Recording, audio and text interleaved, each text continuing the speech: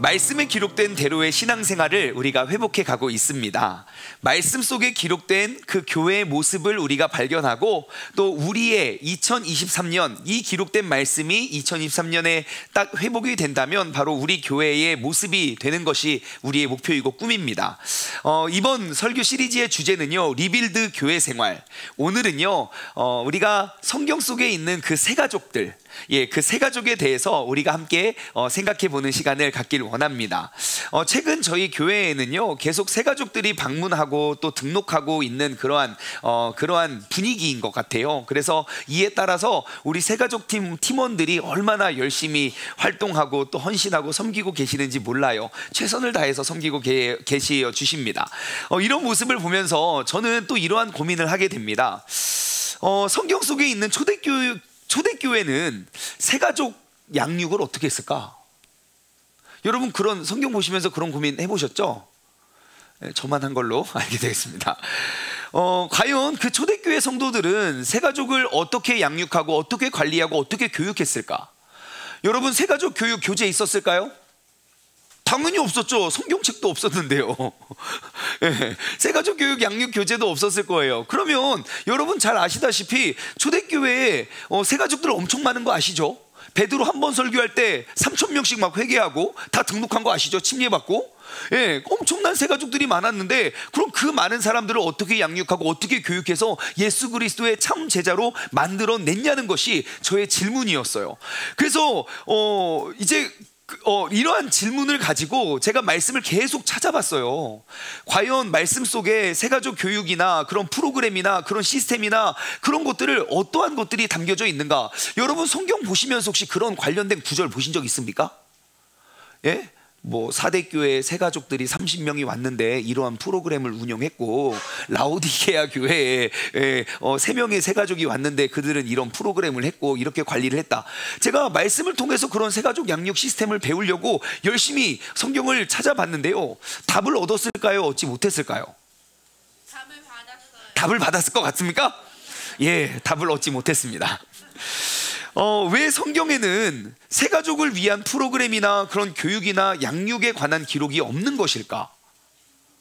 저는 그 질문에 대한 답을 찾았어요. 세가족 프로그램이 무엇인지는 찾지 못했는데 왜 세가족 양육 프로그램이 없는지는 제가 두 가지 이유를 발견했는데요. 첫 번째, 여러분 신약 성경에 기록되어 있는 모든 사람들이 세가족이더라고요.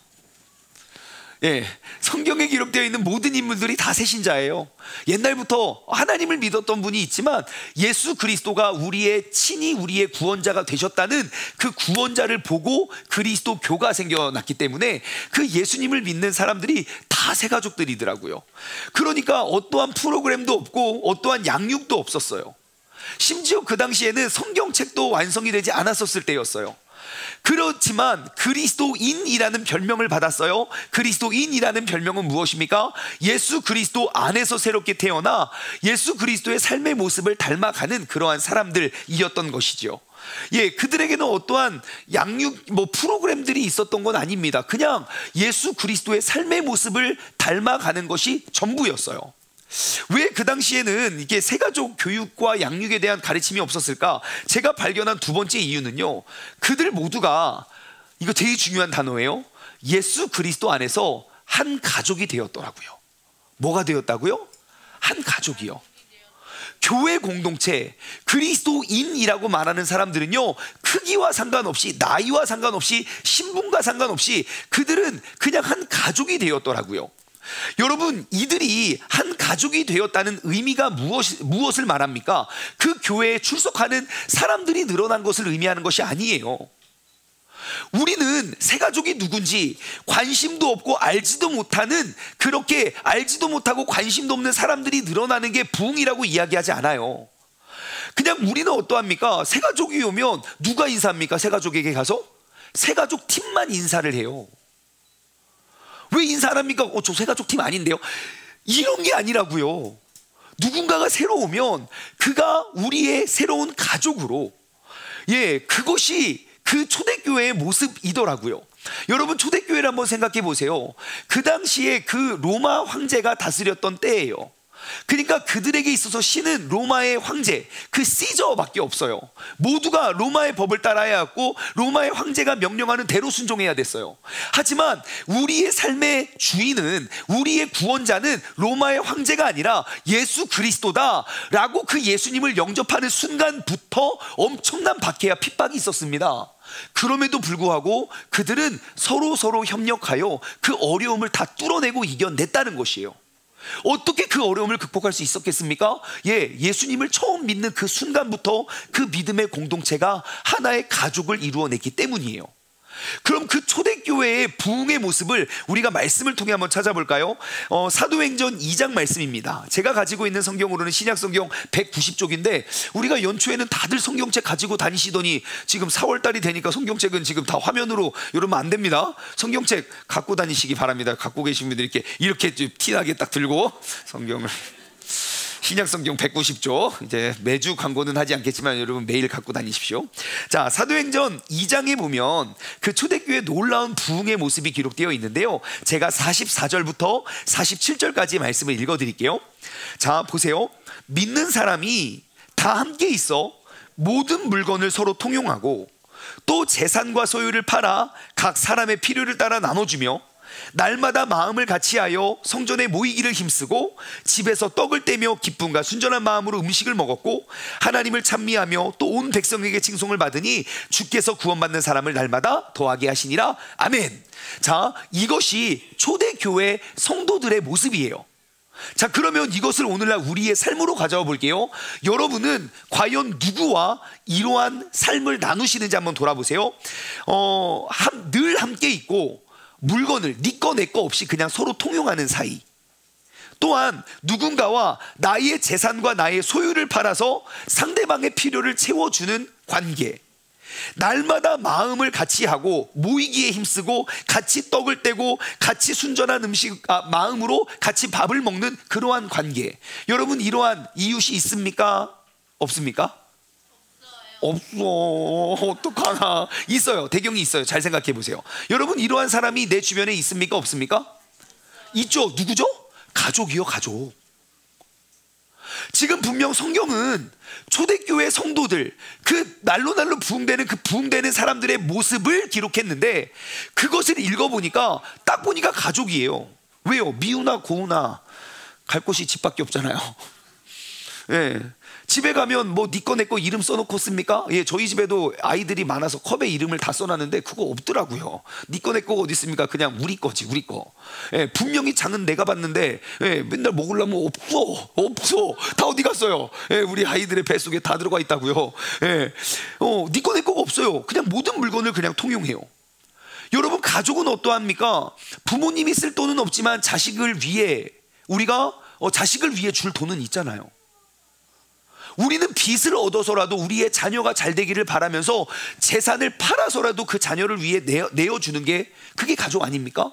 근데 초대교회가 그랬어요. 재산과 소유를 팔아서 각 사람의 필요를 나눠줬다고요. 날마다 마음을 같이하며 모이기에 힘쓰고 떡을 떼고 기쁨과 순전한 마음으로 음식을 먹었다고요.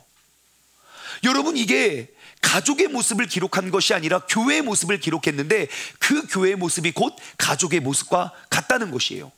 그래서 저는 이 초대교회에 일어났던 그 부흥의 모습을 보면서 제가 사도행전 2장 44절에서 47절의 말씀을 딱 한 단어로 요약하면 저는 가족이라고 말하겠어요.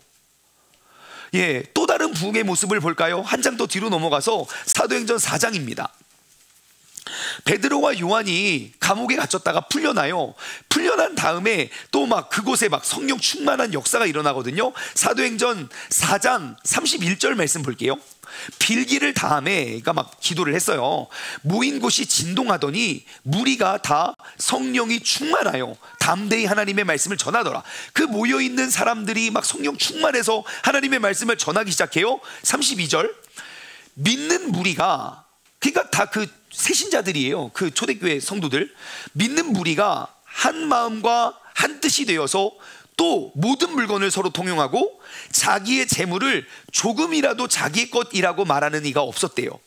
사람들이 큰 권능으로 주 예수의 부활을 증언하니까 무리가 다 큰 은혜를 받았어요. 말씀을 사모했어요.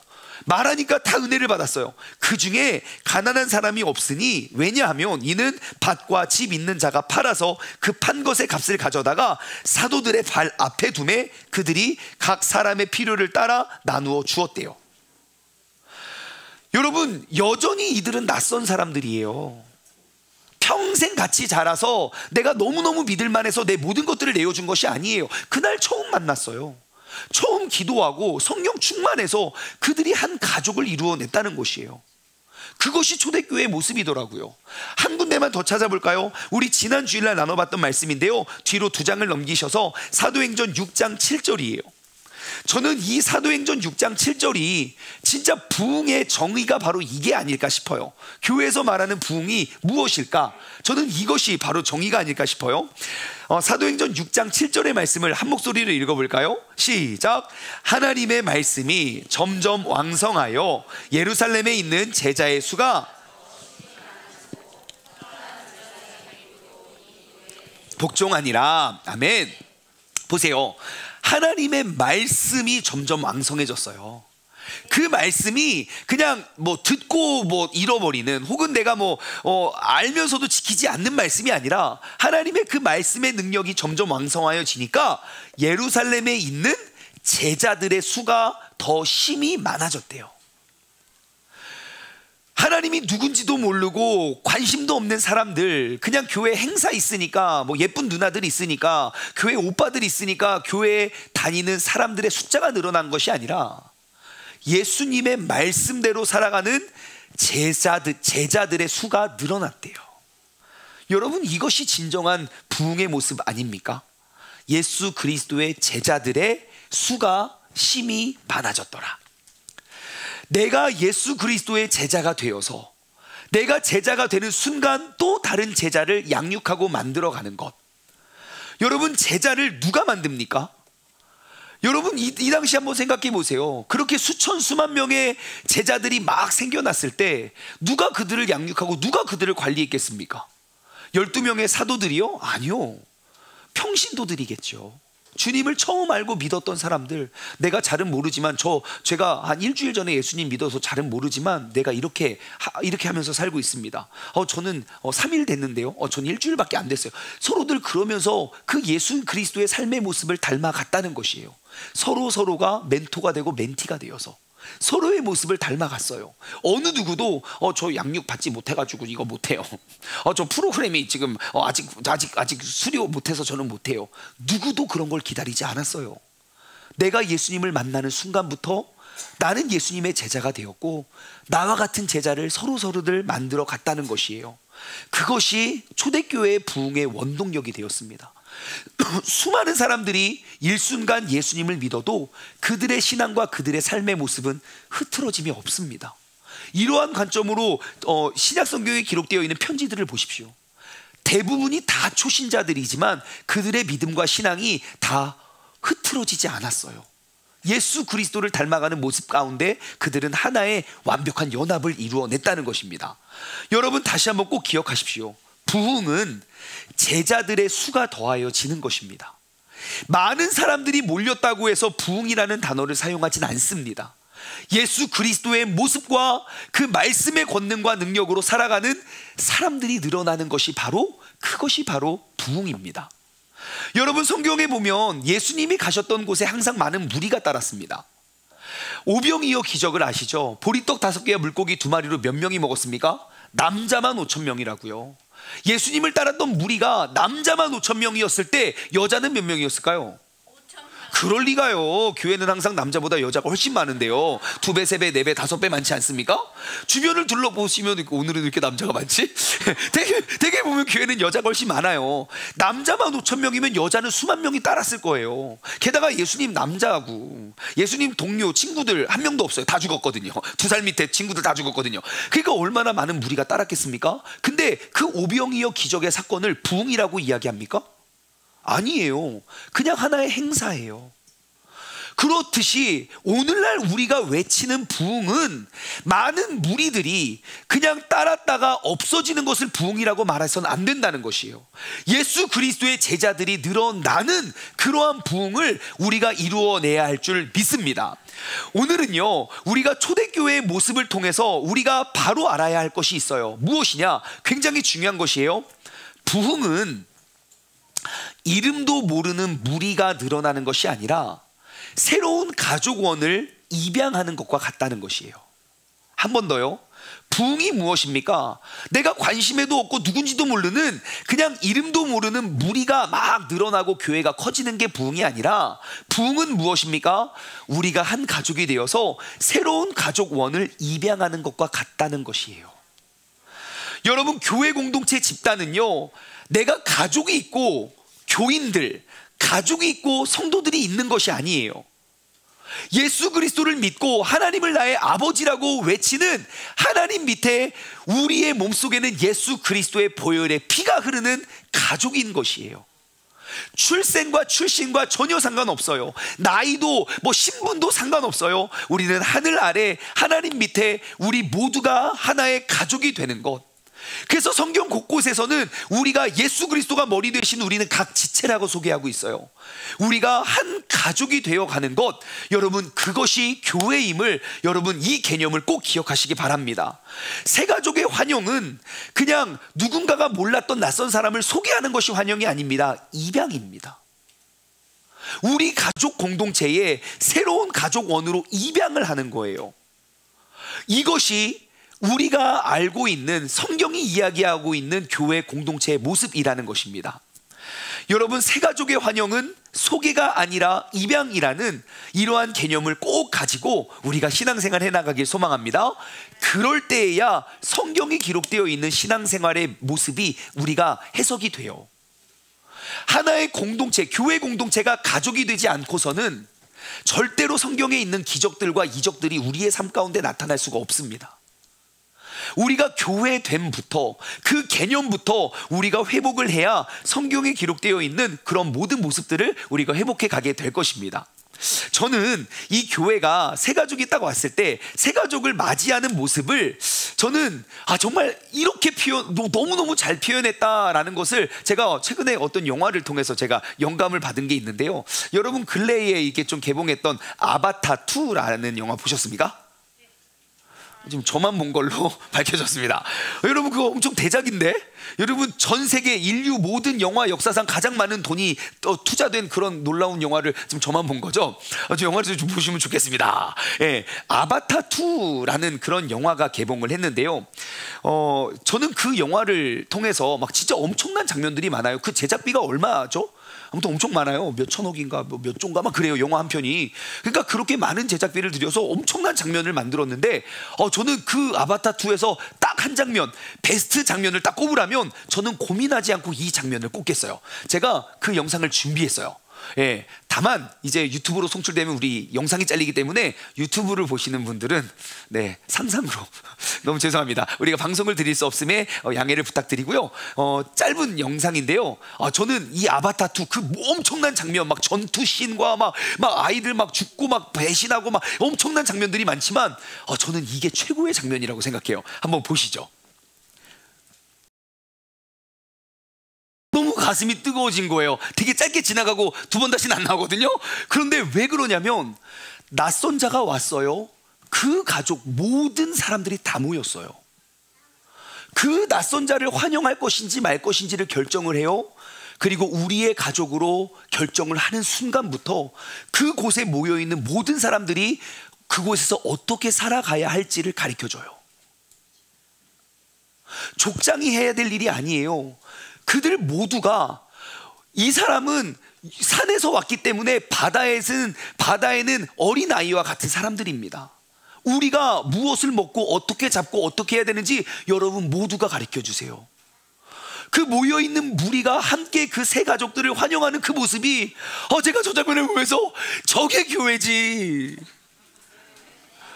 우리는 어떤가? 지금 3년 4년 교회 같이 다녀도 누군지도 몰라요. 관심도 없고 왜 내가 이 사람 신경 써야 되냐고. 여러분, 그거는 성경이 말하는 교회는 아닌 것 같아요. 새가족이 와도 왜 새가족 팀이라는 사람만 관심을 가져주냐고요. 그러면 우리가 몇 년이 지나면 도대체 사도행전 2장에 기록되어 있는 이 초대교회의 모습을 회복할 수 있느냐는 겁니다. 먼저는 우리의 고정관념을 깨뜨려야 돼요.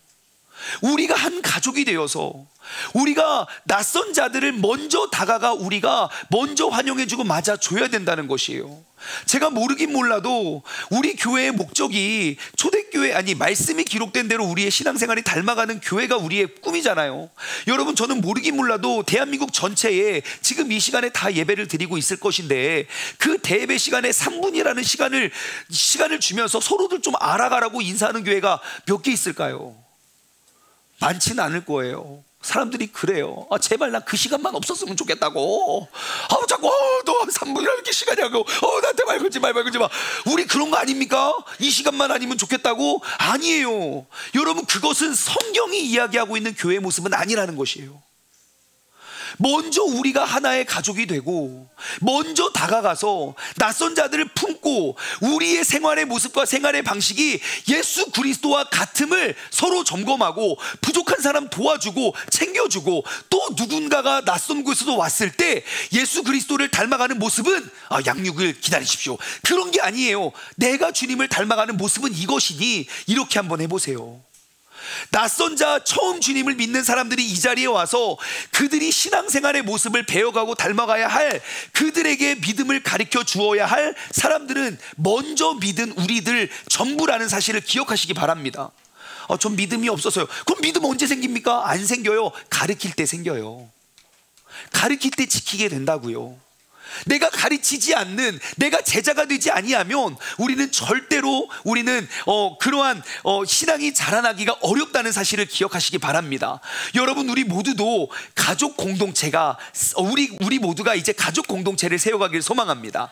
이 자리에 있는 우리 모두는 반드시 한 가족이 되어야 합니다. 그리고 새 가족이 방문하거나 등록을 하게 된다면 아까 봤죠? 모든 무리가 싹 몰려서 관심을 가져주고 어디서 왔어요? 어떻게 왔어요? 왜 손가락이 5개 막 물어보세요.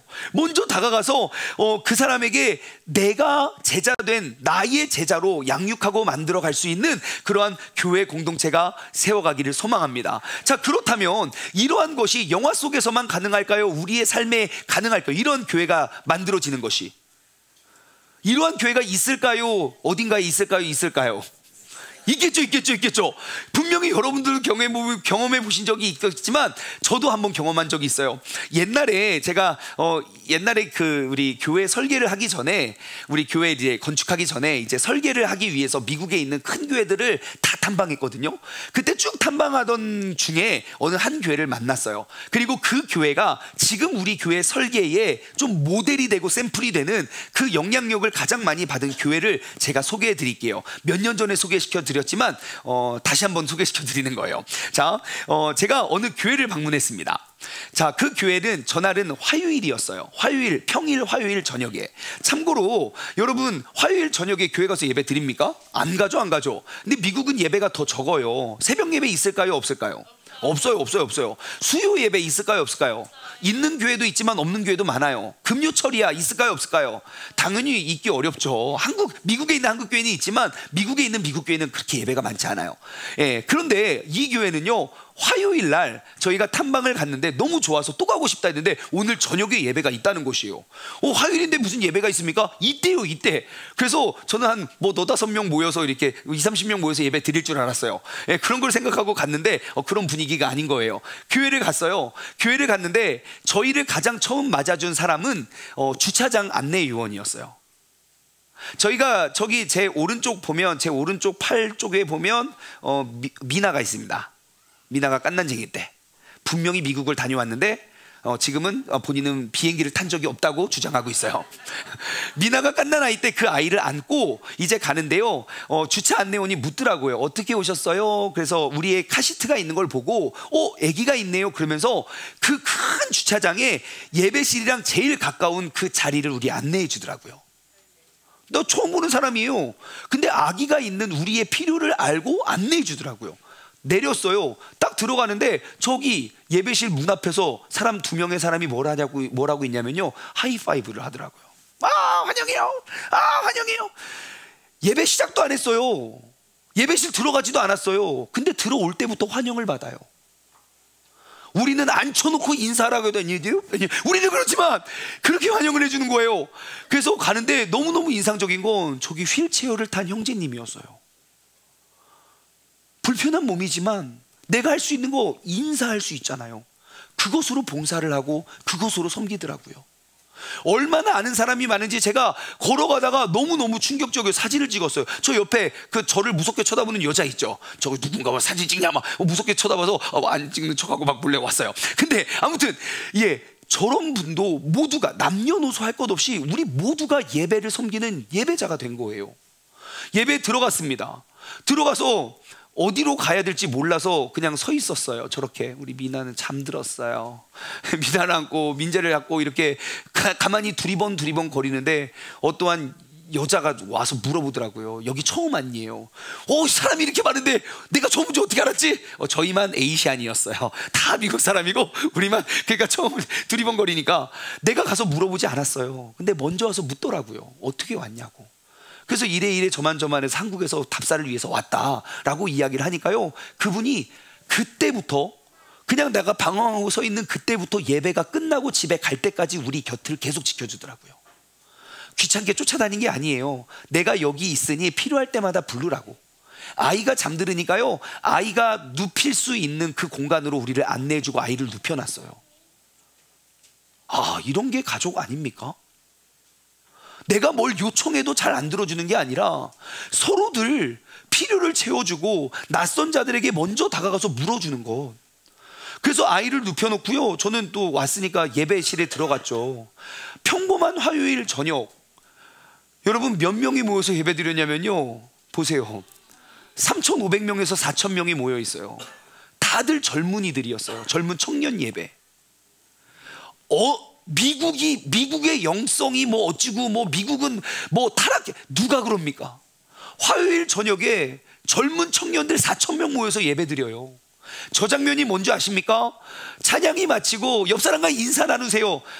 여러분 앉아서 눈치 보는 사람이 있을까요, 없을까요? 원래 한 4,000명쯤 예배 드리면 다 친하죠? 4,000명 이름 다 알고 있죠? 아니에요. 아무도 몰라요. 그런데 마음이 열려 있는 거예요. 내가 새로운 사람을 알아가고 그들을 환영하고 맞아줄 수 있는 마음이 열려 있다고요. 저도 사진 한 방 찍고 얼마나 많은 대답을 했는지 몰라요. 어디서 한국에서 왔습니다. 답사 왔습니다. 며칠 동안 있습니다. 근데 또 한국에서 왔습니다. 며칠 동안 있습니다. 한국에서 왔습니다. 똑같은 대답 계속했다고요. 나 그 사람 누군지 몰라요. 근데 그 교회 한 번 갔다 왔는데 지금도 그곳의 따뜻함이 기억이 남아요. 여러분, 이 교회에 지금 계속 새로운 분들이 오실 거예요. 그러면 그들이 한 번 예배 드리고 떠나갈지 계속 그 교회에 정착할지 우린 몰라요. 하지만 한 번 왔을 때 몇 년이 지나도 잊지 않는 그 따뜻한 추억은 남겨줄 수 있잖아요. 누가 할까요? 훈련되고 양육받은 사람? 아니요. 우리 가족 모두가요. 모르는 사람이 있으면 먼저 다가가서 물어야 돼요. 내가 아는 것이 이 사람보다 아는 것이 많다면 가르쳐줘야 돼요. 그것이 예수 그리스도를 닮고 그 모습을 따라가는 그것이 제자도예요. 여러분, 우리 모두가 이러한 교회, 이러한 가족 공동체를 세워가기를 주님의 이름으로 간절히 소망합니다. 여러분, 사도행전 2장 37절부터 오늘 본문 말씀에 보면요, 자, 그럼 그 세 가족들이 어떻게 관리가 되고 양육이 되었는지 우리는 알 수 있어요. 37절에 보면 그들이 이 말을 듣고, 그러니까 베드로의 설교를 듣고 마음이 찔렸어요. 베드로가 다른 사도들에게 물어 이르되, 형제들아 우리가 어찌할꼬. 그러니까 그 설교를 들은 사람들이 야, 이거 이야기 듣다 보니까 야, 우리 다 지옥 가게 생겼어. 우리가 예수님 죽였어. 어떡하지 어떻게 해야 될지 모르는 사람들에게 이야기합니다. 38절 베드로가 이야기해요. 야, 너희가 회개하고 예수 그리스도의 이름으로 침례를 받고 죄 사함을 받아라. 그러면 성령의 선물을 받을 것이야. 그래요. 자, 그러니까 회개하고 그리고 침례 받고 죄 사함을 받으면 성령의 열매를 누리면서 살아가게 될 거야 라고 이야기해요. 그리고 40절 또 여러 말로 확증하며 권하며 이르되 너희가 이 패역한 세대에서 구원을 받아라. 그러니까 이 패역한 세대에서 구원을 받으라는 거예요. 그러면 이 패역한 세대에서 구원을 받고 누리는 방법이 무엇입니까? 41절에 나와 있어요. 41절, 그 말을 받은 사람들이 침례를 받음에, 자, 침례 받기 전에 뭐 했겠습니까? 회개했겠죠. 이제 침례를 받았죠. 그날 침례를 받고 우리가 새로워진 사람들의 숫자가 몇 명이래요? 3,000명이요. 남자만 3,000명이라고요. 그럼 여러분, 이 장면이 어떻게 보이십니까? 목사님들 이거 되게 좋아요. 한 번 설교할 때 3,000명의 부흥이 막 됐다고. 근데 저는 이거 그렇게 보이지 않아요. 여러분 어떻겠습니까? 한 번 설교했는데 막 3,000명이 막 변화되고 막 뒤집어졌어요. 여러분은 어떻게 하실래요? 걱정 엄청 되지 않겠습니까? 어떻게 예배드리지? 밥은 어떻게 주지? 이 사람들 어떻게 양육하지? 어떻게 관리하지? 전화 어떻게 하지? 그 사람들 어떻게 하겠습니까? 여러분 3,000명이나 300명만 세가지고 와봐요. 어떻게 관리하실래요? 그럼 사람들 몇 번 가다가 그 교회는 사랑이 없어, 관심도 없더라고, 그러는 거 아닙니까? 근데 3,000명뿐만 아니라 남자만 3,000명이니까 수만 명이 등록을 했다고요. 걱정이 땅에 꺼지겠죠. 그런데요, 그 모든 걱정을 한 방에 해결하는 말씀이 있어요. 아무리 많은 사람들이 와도 모두가 예수 그리스도의 참 제자로 만들어내는 한 구절이 있더라고요. 그게 바로 42절이에요. 그들이 사도의 가르침을 받아 서로 교제하고 떡을 떼며 오로지 기도하기를 힘쓰니라 그래요. 초대교회가 수천 수만 명이 갑자기 몰려들었어요. 근데 그들을 어떻게 양육하고 관리했나 봤더니, 그들은 누굽니까? 이제 처음 예수님을 믿었고 침례를 받고 회개하고 신자가 된 그 수천 명의 사람들이 사도의 가르침을 받았대요. 제가 이 대목을 영어 성경으로 보니까요, 이렇게 표현하고 있더라고요. 그들이 devote는 헌신하다, 바치다, 전념하다예요. 그러니까 내가 전념했대요. 헌신하고 바쳤고. 어디에 헌신했냐면요, themselves, 그들 스스로가 to the apostles, 그러니까 그 사도들이 말하는 것에 그들의 삶을 헌신했대요. 사도들이 가르치는 것에 자신의 삶을 바쳤대요. 사도들은 무엇을 말했습니까? 내가 주님을 알기 전 이렇게 죄와 사망의 음침한 골짜기에 내가 살았지만 주님을 알고부터 내가 이렇게 삽니다. 말씀이 지식이 아니라 삶의 모습을 가르쳐주는 거예요. 뭔가 우리랑 다른 그 모습을 보고 나의 삶을 헌신했다는 것이에요. 여러분, 초대교회의 초신자들은요, 사도들의 가르침을 그대로 믿고 그대로 그들도 헌신했어요. 자신의 삶을 맡겼어요. 말씀을 전하는 저나 말씀을 받는 여러분이 같은 삶의 모습을 살아갔다고요. 목사님 훌륭하시니까요, 말씀을 많이 봤으니까, 공부를 많이 했으니까 그렇겠죠. 그것이 아닌 것이에요. 전하는 메시지가 그들의 삶이 그대로 되었어요. 그들은 삶을 바쳐서 하나님의 예수 그리스도의 삶을 닮아가기에 헌신했다고요. 삶의 중심이 바뀐 거예요. 두 번째, 서로 교제하고. 여러분, 그들의 교제는 말씀대로, 말씀의 깨달음의 연장선상이에요. 우리가 예배는 드렸고 이제 따로 노는 것이 아니에요.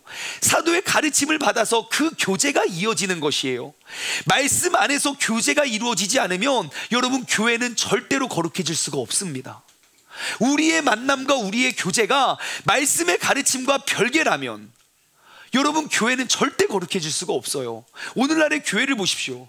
한국에 한때는 교회가 6만 개가 넘는데요, 치킨집보다 많았던 적도 있어요. 한때는 교인, 대한민국의 5천만 국민 중에 1,000만 명 넘는 사람들이 교회를 다녔다고요. 근데 이 나라가 거룩해졌습니까? 아니요. 교회는 부흥됐다고 말했어요. 하지만 그것이 말씀이 이야기하는 부흥은 아닌 것 같아요. 여러분, 우리의 교제가 이제 말씀의 연장선이 되길 원해요. 제가 어릴 때 그랬거든요. 교회에서 항상 모든 죄악의 역사는 교회에서부터 시작이 됐어요. 부모님들은 너무 열심히 하니까 우리 아이들끼리 모여서 항상 죄를 도모하며 항상 사고를 치며 항상 교회 친구들밖에 없으니까 옛날에 그랬거든요. 그래서 그 열매가 무엇입니까? 교회가 다 무너졌어요. 신앙생활이 다 가짜처럼 보여져요. 여러분, 이제는 우리가 그 교회를 회복하길 소망합니다. 그래서 우리가 매일 말씀을 읽고 말씀 큐티를 하라고 하는 거예요. 왜요? 교회 공동체가 모일 때마다 서로 깨닫고 느끼는 그 교집합이 있잖아요. 이 말씀을 가지고 어떻게 깨달았냐고 서로 나누기 위해서, 우리의 나눔이 말씀의 연장선상이 되기를 소망합니다. 세 번째, 그들은 떡을 뗐대요. 야, 수천 명의 사람들이 어떻게 떡을 뗐지? 예, 각 흩어지면 되겠더라고요. 모여서 한 방에 먹으려면 할 수 없지만 흩어져서 각자 오늘은 우리 집에 가고 내일은 너희 집에 가고 그렇게 해서 나눠 먹으면 되겠더라고요. 그리고 그들은 오로지 기도하기를 힘썼어요. 이 한 절의 말씀만 있으면 여러분 다른 교육, 다른 프로그램 하나도 중요하지 않더라고요. 말씀 가지고 서로 교제하고 함께 기도하는 것, 수천 수만 명을 가족으로 만드는 비법이 되었다는 것이에요. 그래서 그 가족이 된 열매가 있지 않겠습니까? 그래서 그렇게 신앙생활한 그 신앙생활의 결과물이 무엇일까요? 그게 바로 43절부터 말씀이에요. 아까 우리가 읽어봤죠. 43절 사도들로 말미암아 기사 표적이 많이 나타났고요. 44절 그들이 다 함께 있고 모든 물건을 서로 통용했고요. 45절 재산과 소유를 팔아서 각 사람의 필요를 따라 나눠줬고요. 46절 날마다 마음을 같이하여 성전에 모이기 힘썼고 집에서 떡을 떼고 순전한 마음으로 음식을 먹고, 47절 하나님을 찬양했고 온 백성에게 칭찬도 받고, 그랬고 났더니 주님께서 구원받는 사람을 날마다 더하게 하셨다는 거 아닙니까? 그것이 새신자들의 역사예요. 우리는 지금 이 교회에서 6년 동안 함께 신앙생활 하지만 과연 나는 어떠했는가? 나는 이 말씀에 기록되어 있는 이들의 삶과 같이 우리가 변화되고 있는가? 난 정말 이 믿음의 공동체가 하나의 가족으로 이루어지고 있는가? 오늘 이 시간 다시 한번 돌아보고 점검하길 소망합니다. 어떠한 그 사람이 어떠한 출신이고 어디서 왔던 그런 거 중요하지 않아요. 우리가 이곳에서 예수 그리스도 안에서 한 가족이 되는 것이 중요한 것이에요. 가족은 무엇입니까? 미우나 고우나 그냥 함께 있는 게 가족 아닙니까?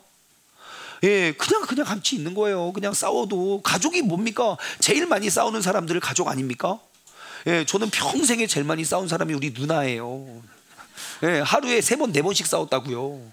예, 그러니까 성인이 되니까 이제 그 싸움은 다 없어지고 이제 다 다듬어진 모습만 있어가지고 얼마나 지금 잘 지내는지 몰라요. 예, 그러니까 여러분, 이웃은 싸움은 안 봐요.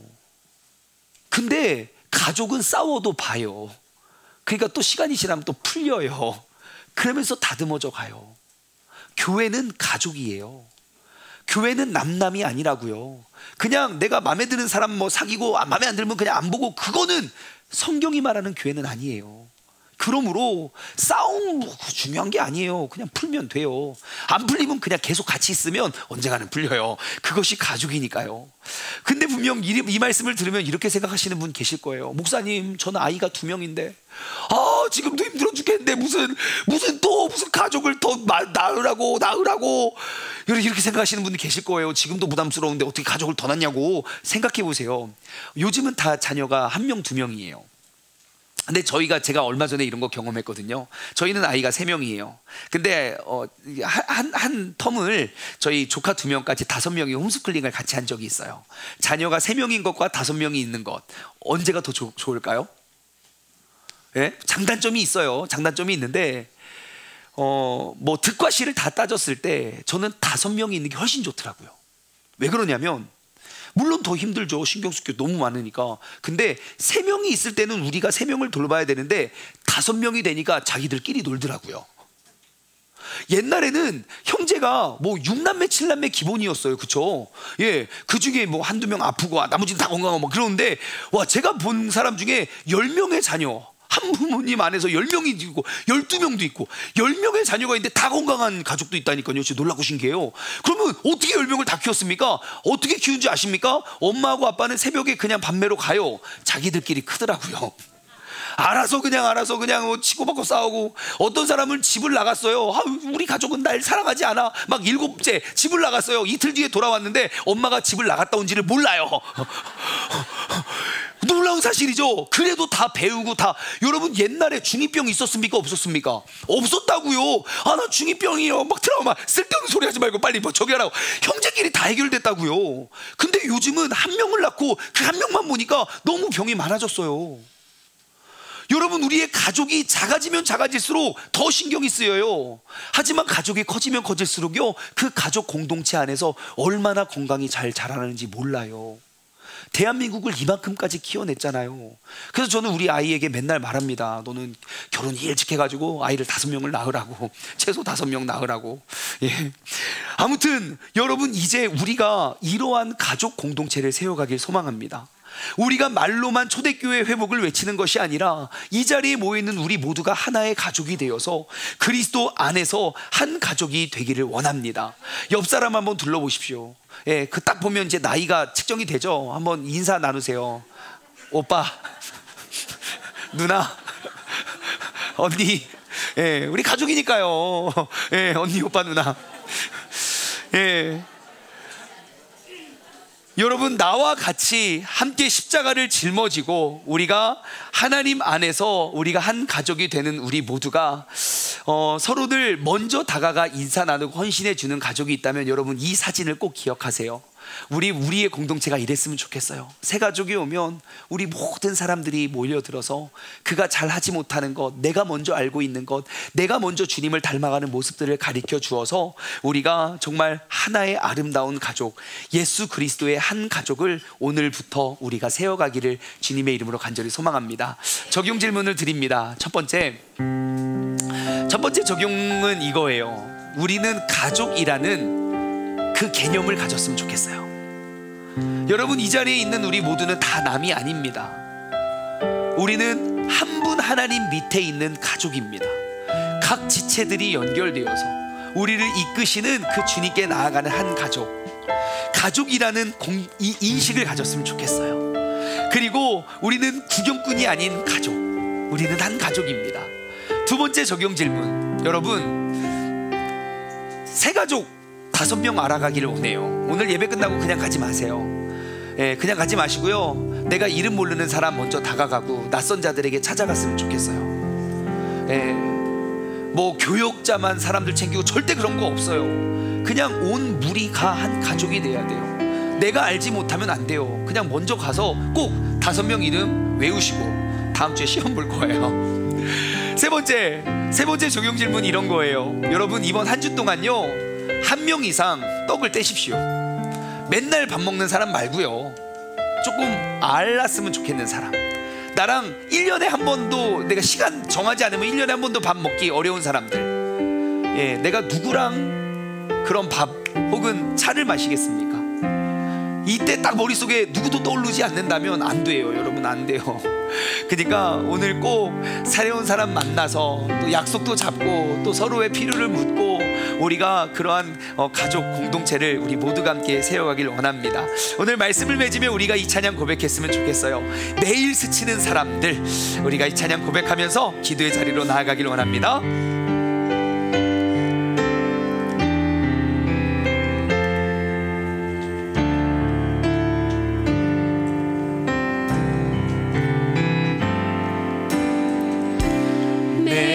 스치는 사람들, 내게 무얼 원하나, 공허한 그 눈빛을 무엇으로 채우나,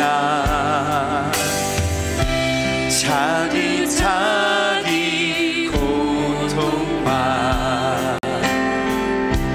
두려움 가득 감춰진 울음소리, 주님 들으시네. 그들은 모두 주가 필요해.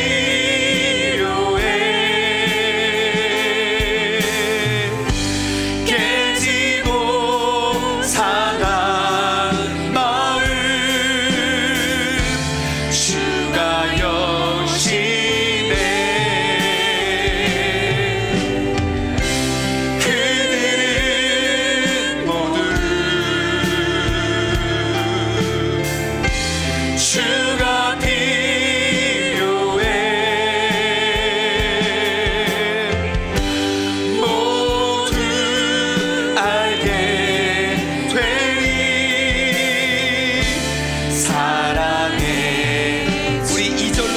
고백할까요?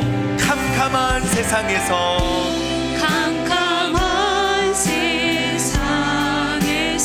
우리는 빛으로 부름을 받았습니다. 잃어버린 자들과 그 빛을 나누라고 하십니다.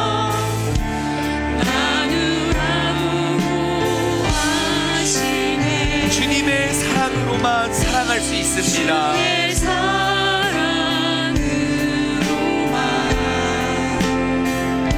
사랑할 수 있네. 우리가 그 사랑을 나눌 때에 그들이 비로소 그 사랑을 알게 될 것입니다. 그들 알겠네.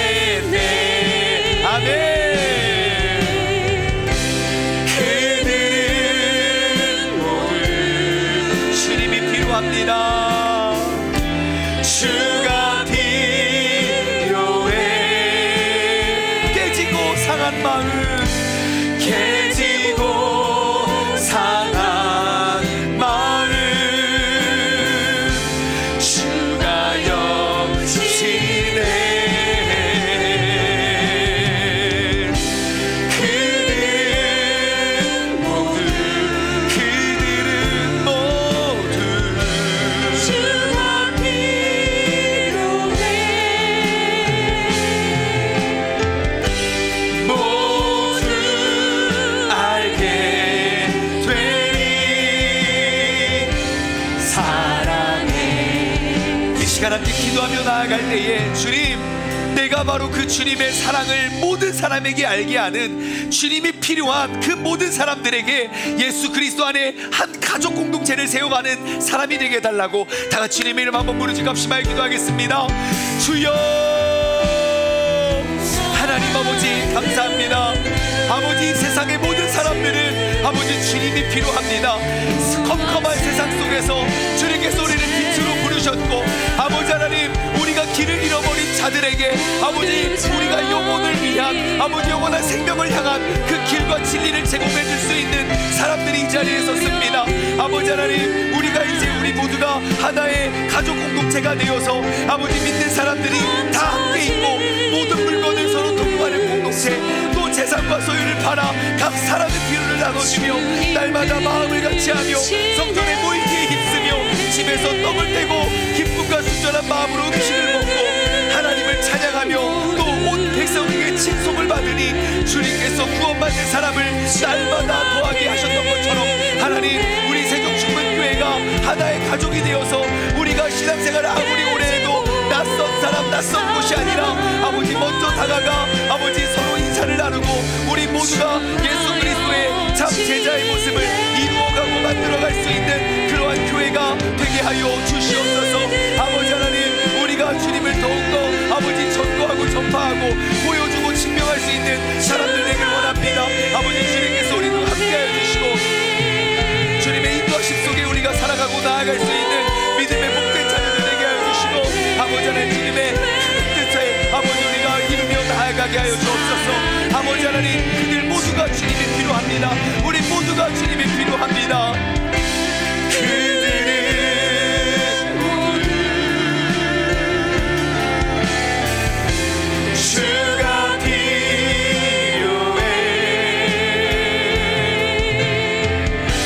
깨지고 상한 마음, 주가 역시네. 그들은 모두 주가 필요해.